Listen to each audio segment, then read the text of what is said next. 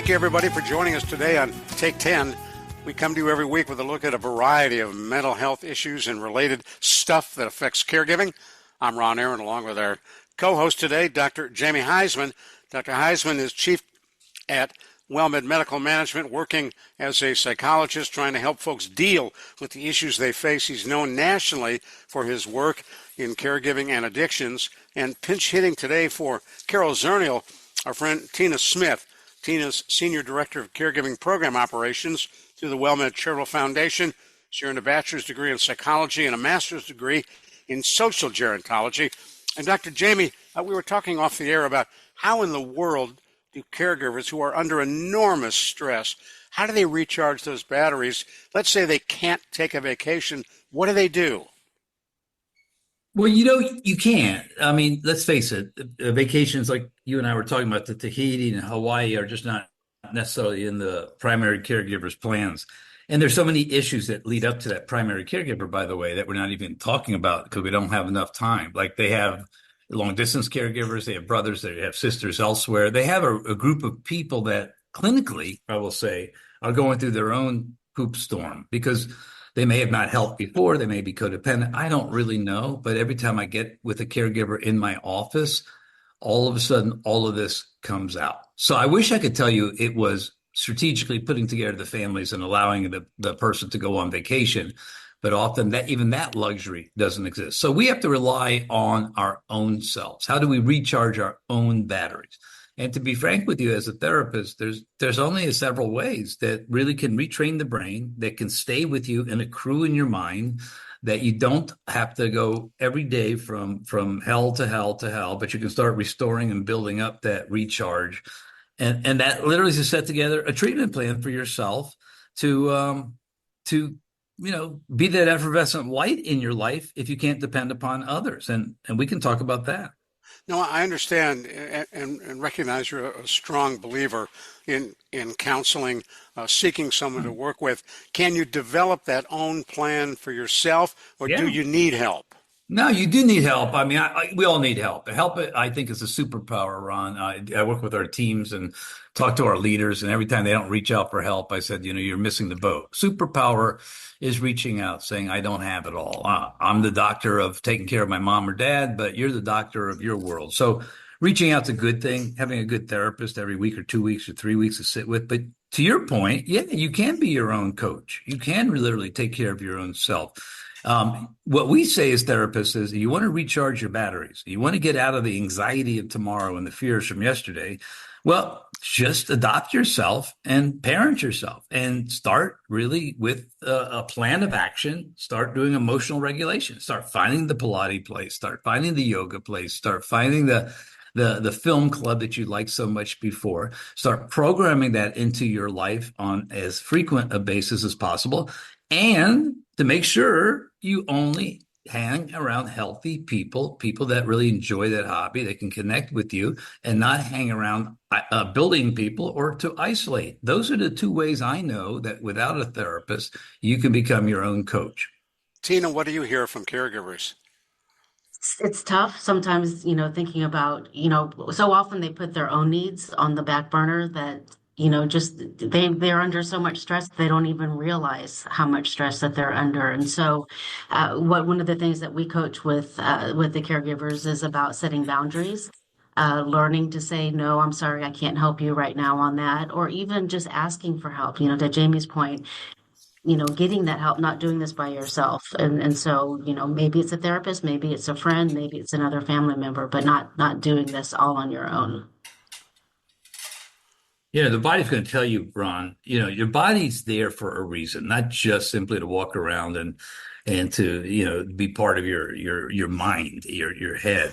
Your body's there to tell you that if you're feeling stressed, if you're feeling depression, if you're feeling worried, these are all not helpful in any way, shape, or form. And so to Tina's point, caregivers do go through a lot. They have it coming from all angles, but that just means that that's never going to stop. It can't stop. It's like, grant me the serenity to accept the things I can't change, courage to change the things I can, and the wisdom no difference.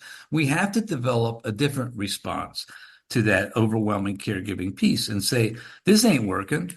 No, but let me figure out what will work. And yeah, Tina's group's a caregiver SOS. And yeah, a good, person that you can play a couple of minutes of pickleball with, or somebody you can go play some cards with, or find yourself a yoga studio somewhere, or just turn on the TV, if you will, and get the old Jane Fonda tapes out initially, is feeding your soul, taking care of yourself first, knowing full well that all those things that Tina just described around you, you're fairly powerless over.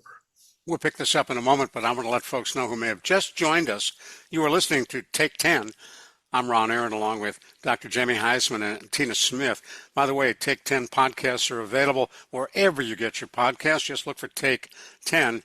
Dr. Jamie Huysman talking about how you recharge your batteries, how as a caregiver you get the help that you may need.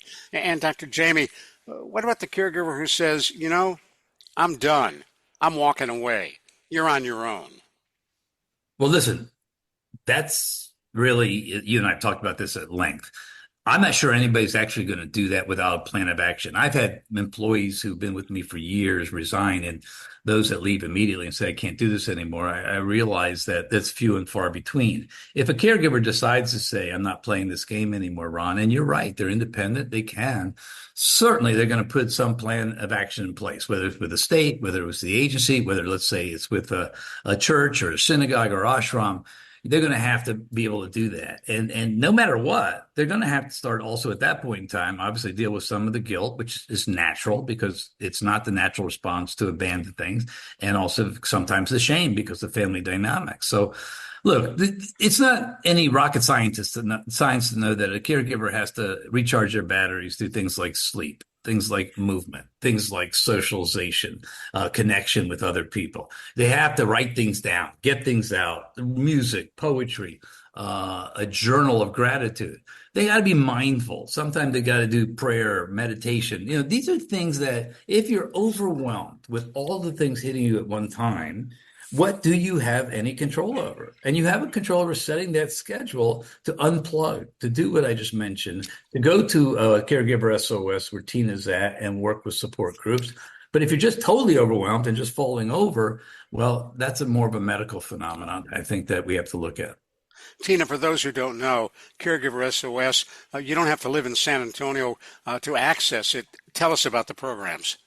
No, absolutely. Yeah. So we have caregiver specialists that are available to provide that one-on-one coaching. You just need somebody to talk to, get some guidance on all that you're doing. We also have a teleconnection program where we have experts such as Dr. Jamie share information related to caregiving. You can join the call, ask questions, hear from other caregivers. And then we also have a stress management class, but it's free of charge, and you're more than welcome to give us a call. We'd be glad to talk to you.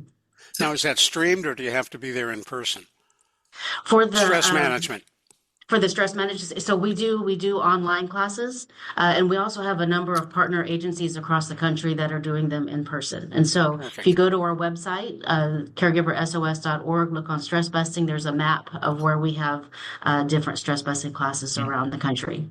And the beauty of that, Ron, and Caregiver SOS especially, but it reminds me of also how critical if we're going to recharge anything in our lives and get in front of it, to reconnect with your support network. I mean, to reach out to your family, to the friends, to places like Tina's, where WellMed Charitable Foundation, support groups, to people understand the challenges you're facing. That is your first step. Simply talking to somebody who can listen without judgment, who can relieve the stress and really help point you into the right direction. That's empowering. That's called a fellowship. That is peer-to-peer, and that's got to be the first step.